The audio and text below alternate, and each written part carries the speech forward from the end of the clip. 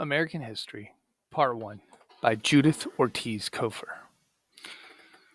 I once read in Ripley's Believe It or Not column that Paterson, New Jersey is the place where the straight and narrow streets intersect. The Puerto Rican tenement known as El Building was one block up straight on straight.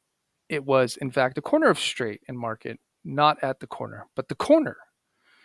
At almost any hour of the day, El Building was like a monstrous jukebox blasting out salsas from open windows as the residents, mostly new immigrants just up from the island, tried to drown out whatever they were currently enduring with loud music. But the day President Kennedy was shot, there was a profound silence in El Building.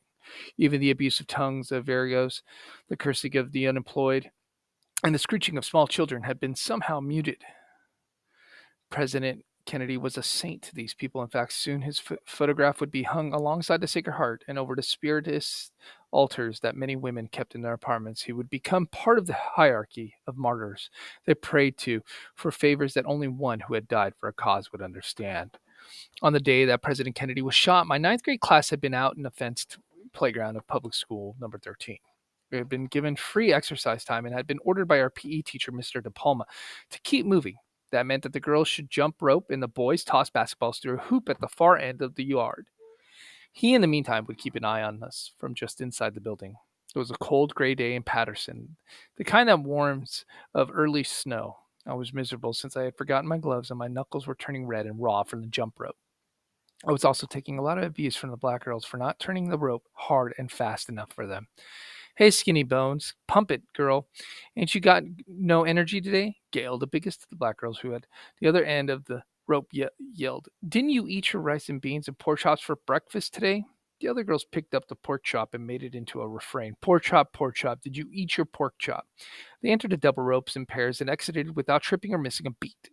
I felt a burning on my cheeks and then my glasses fogged up so that I could not manage to coordinate the jump rope with Gail.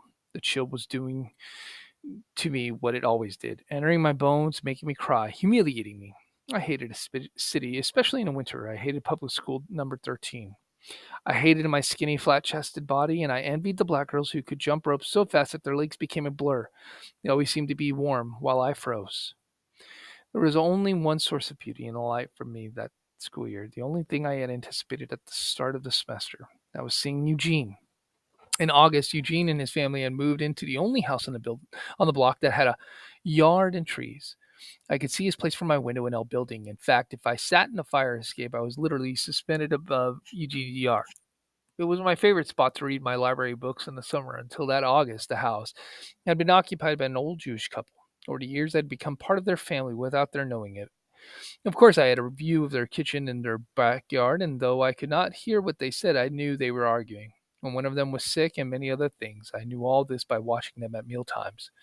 I could see their kitchen table, the sink, and the stove. During good times, he sat at the table and read his newspapers while she fixed the meals. If they argued, he would leave, and the old woman would sit and stare at nothing for a long time.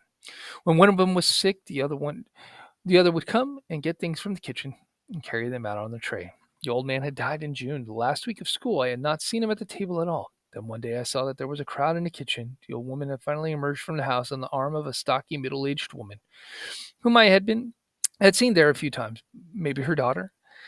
Then a man carried out suitcases. The house had stood empty for weeks. I had had to resist the temptation to climb down into the yard and water the flowers the old lady had taken such good care of. By the time Eugene's family moved in, the yard was a tangled mass of weeds.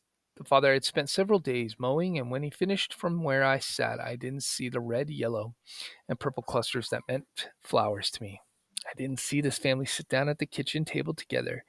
It was just the mother, a red-headed tall woman who wore a white uniform, a nurse's, I guessed. It was. The father was gone before I got up in the morning and was never there at dinner time. I only saw him on weekends when they sometimes sat on the lawn chairs under the oak tree, each hidden behind a section of the newspaper. And there was Eugene. He was tall and blond, and he wore glasses. I liked him right away because he sat at the kitchen table and read books for hours.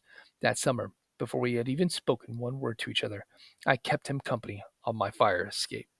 This is the end to part one of American history.